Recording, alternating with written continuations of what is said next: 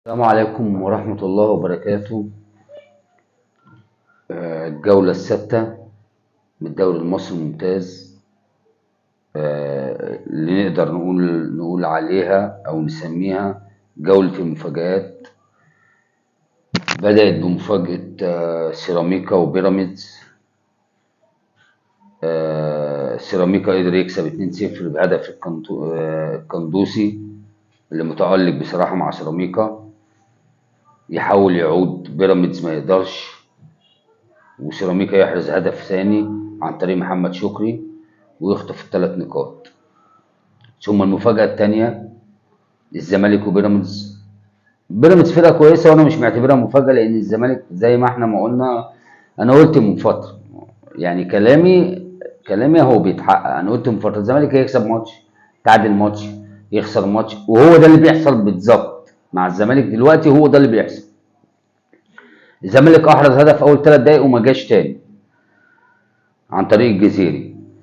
ثم قدر بيراميدز، قدر زد يرجع عن طريق زيكو اللعيب الكبير اللي ما اعرفش اهلي وزمالك سابوه ازاي.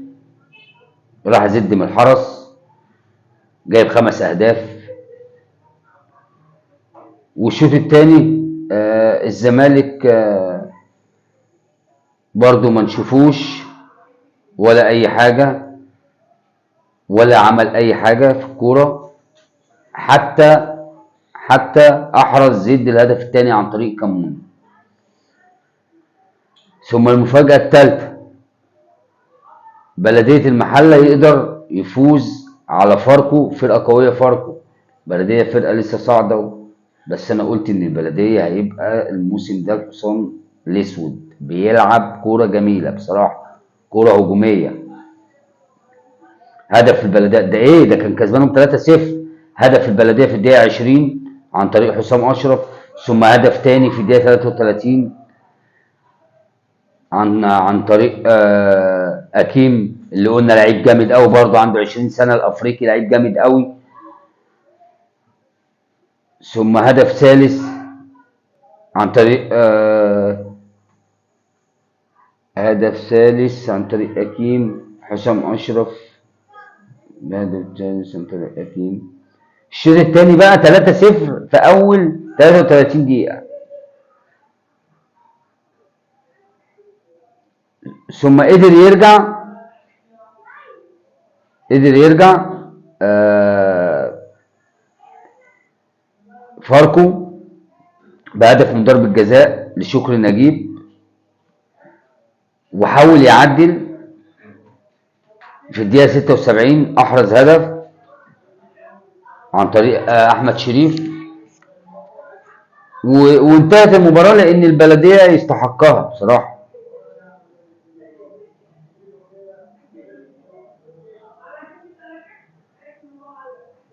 المباراة الرابعة الداخلية والجونة. والداخلية السنة دي، يمكن احنا قلنا من السنة اللي فاتت، أنا كان رأيي إن الداخلية كان هينزل السنة اللي فاتت، الموسم اللي فات، بس قدر يلحق نفسه. السنة دي كسب مباراة وما شافش حاجة تاني. هدف في الدقيقة 20 من ضربة جزاء عن طريق بالحج المتألق اللي عنده 5 أهداف، متألق مع الجونة. ثم هدف ثاني في الدقيقة 23 عن طريق جبريل، وتنتهي المباراة 2-0. من الشوط الأول ما قدرش الداخلية يرجع، والاتحاد يواصل تألقه ويهزم سموحة بهدف هداف الدوري مابولولو. الاتحاد أحرز هدف وخد ال3 نقاط وخلص الكلام. والنادي الأهلي طبعا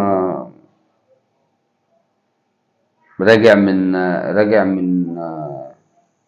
من الخروج من البطولة الأفريقية، الدوري الأفريقي. قدر يحرز هدف عن طريق طاهر محمد طاهر في الشوط الأول في الدقيقة 47، والشوط الثاني برضه في الدقيقة 84 أحرز هدف عن طريق محمد هاني. نادي المقاولين جاب جون ضربة جزاء كده قشاية، يعني يعدي شكل النتيجة بس. ثم مباراة جميلة جدا، الإسماعيلي اللي احنا قلنا هيعاني رابع خامس فيديو اقول الاسماعيلي هيعاني. اسماعيلي احرز هدف في بدايه المباراه، اسماعيلي وطلائع الجيش احرز هدف في بدايه المباراه عن طريق باسم مرسي، ثم يتعادل طلائع الجيش قبل نهايه الشوط. هدف تاني لطلائع الجيش عن طريق عبد الرحمن شيكا في الدقيقه 52، ثم هدف ثاني للاسماعيلي، هدف التعادل عن طريق عماد حمدي في الدقيقه 75. ثم القاضيه، الجيش ادى الاسماعيلي القاضيه في الدقيقه 95 عن طريق محمد هاني عرضيه، حط بطن رجله، الجون فاضي، حط بطن رجله، خلص الكلام. قدروا ياخدوا 3 نقاط مهمه. طلائع الجيش اللي عبد الحميد بسيوني انا شايفه بصراحه ماشي خطوه بخطوه، هيحط الطلائع السنه دي في الامان. ثم مفاجاه برضو فوز انبي على فيوتشر فرقه جامده، وانبي جاب هدف، يتقدم بهدف عن طريق رفيق كابو، ويحاول يرجع ما يقدرش، فيوتشر ما يقدرش بكل نجومه ما يقدرش. ثم مفاجأة من العيار الثقيل، فجأة جامدة جدا بالنسبة للنادي المصري، البنك اللي ما فازش ولا مباراة كسب المصري 4-0 أول 48 ثانية، هدف لأسامة فيصل، ثم هدف في الدقيقة 15 لأسامة فيصل، ثم هدف لبامبو مع بداية الشوط الثاني الدقيقة 53، الدقيقة 8 من الشوط الثاني، ثم هدف في الدقيقة 62 عن طريق أسامة فيصل 4-0. طبعا مفاجأة، فرقة مصر فرقة قوية جدا. وبكده نبقى ختمنا بمباراة البنك والمصري، ختمنا الأسبوع السادس. نشوف حضراتكم على خير إن شاء الله. السلام عليكم.